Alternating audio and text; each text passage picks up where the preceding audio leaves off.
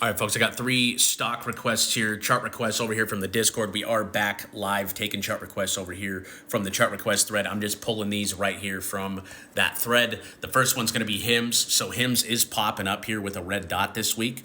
So what we do on red dots is we either we could ignore it, right, and then just wait for another green dot to enter and buy more. Again, our buy signal came down here in March. That came at $14. So if you guys entered off that signal, you're still way in profit. You should still be way up on this.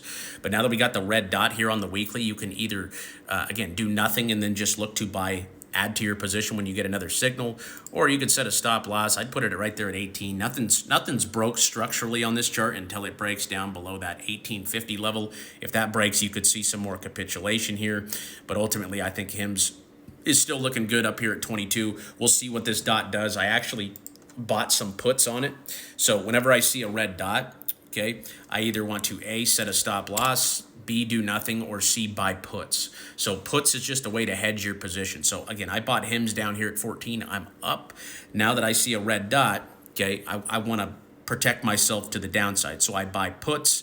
I don't take a huge position, less than 1% of my portfolio. I have an options course over there if you guys want to learn about my option strategy, but I just use it as a tool to hedge my position, okay, against the downside. So if I see a red dot pop up, that just means, hey, I can open up a short. I'm still holding the stock, but if it goes down, I will benefit off of those puts, those $18 puts. I think it was for January 2027 that I bought.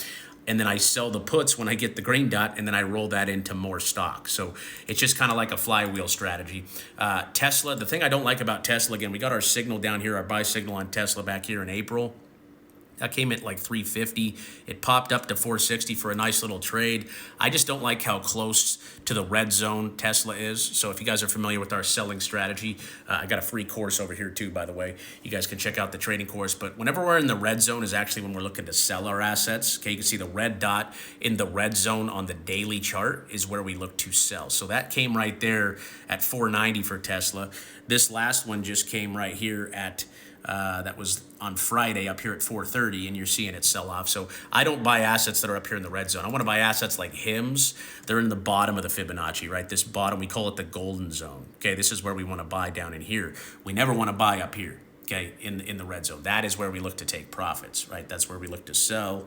The red dot in the red zone is where we take profits. So Tesla, not my favorite here.